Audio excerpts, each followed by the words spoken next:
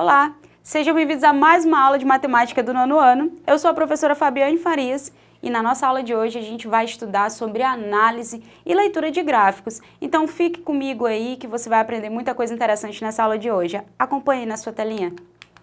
Vamos falar então sobre gráficos, né? No decorrer de toda a sua formação escolar até aqui, você sempre teve contato com gráficos. Então, gráficos são formas de representação de informações qualitativas e quantidades que permitem nos analisar vários dados ao mesmo tempo, possibilitando comparações entre eles, bem como inferências. Além disso, muitos estudiosos usam gráficos como ponto de partida para a elaboração de estratégias e planos de ação.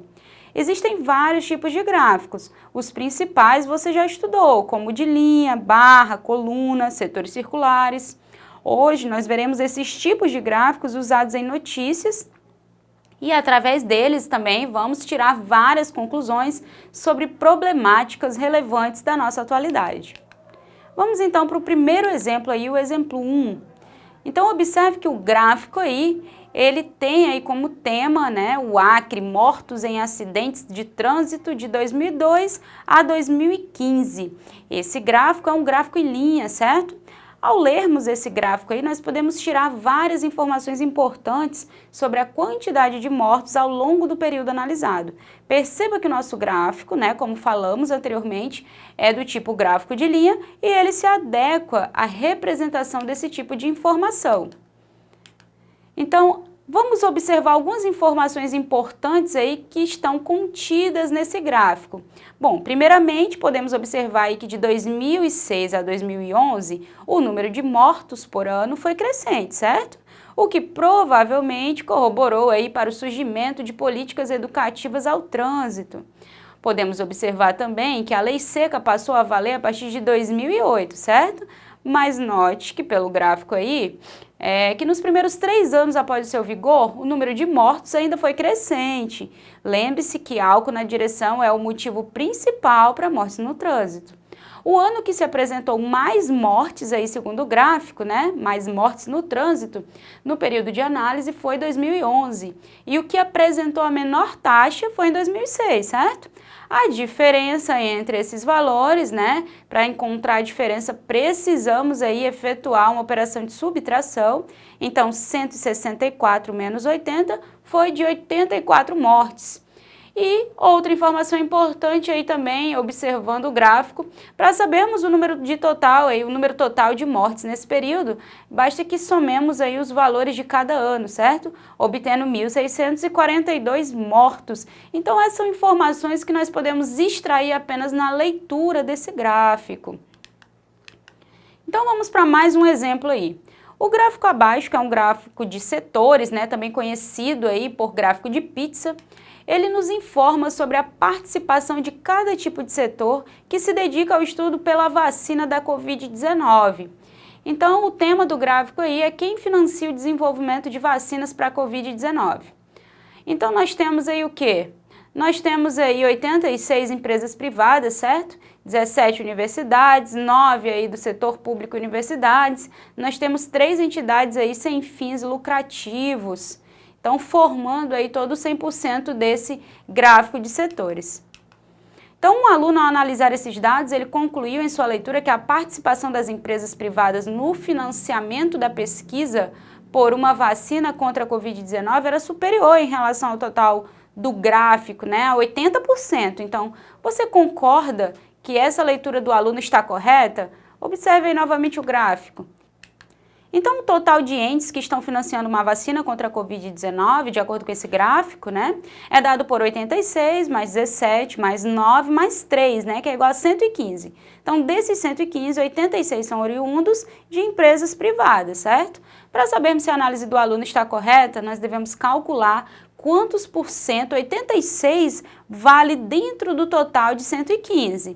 Então, faremos aí, né, a nossa operação. Então, temos aí 86 sobre 115, que em decimal, né, dividindo 86 para 115, dá 0,7478. Mas nós queremos aí essa taxa em percentual, portanto, vamos multiplicar por 100, né? Por 100 aí que vai dar uma taxa em percentual. Então, isso é aproximadamente 74,8%. Tudo bem? Então, portanto, a leitura do aluno estava errada, certo? Pois as empresas privadas, elas estão participando em relação ao total em menos de 80%. Muito bem. Então, vamos para o nosso próximo exemplo. No dia 3 de abril, o Ministério da Saúde divulgou o Boletim Epidemiológico 6 sobre o coronavírus.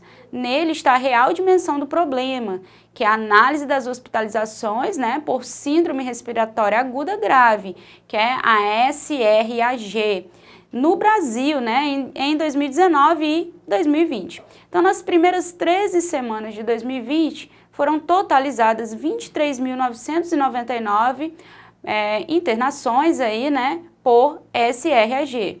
Então, um número quase 4 vezes maior do que a comparação de 7.761 hospitalizações no mesmo período de 2019.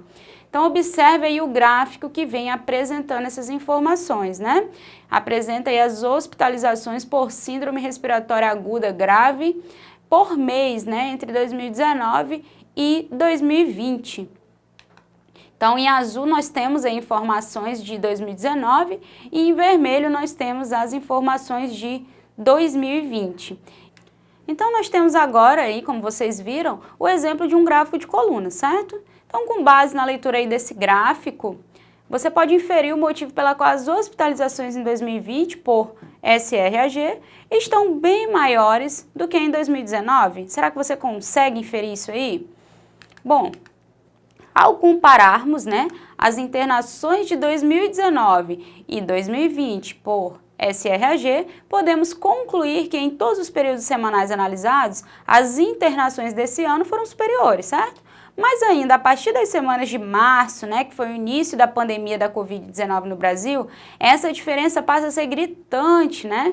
Então, é claro que esse aumento não deve exclusivamente ao surgimento da Covid-19 no país, mas, sem dúvida alguma, ela é a grande responsável por esse aumento, certo? Então, observe que no período de 9 a 12 semanas, a diferença no número de hospitalizados foi de 13.438 menos 3.668, ou seja, 9.770.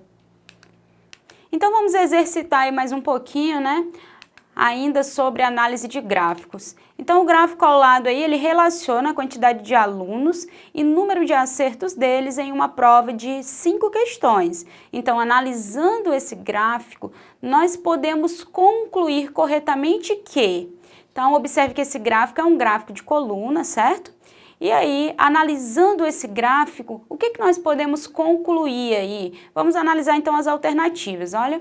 Mais de 200 alunos realizaram essa prova. Será que somando aí nós temos um total de 200 alunos que realizaram essa prova? Temos mais que 200 ou menos que 200? Então precisamos somar, né?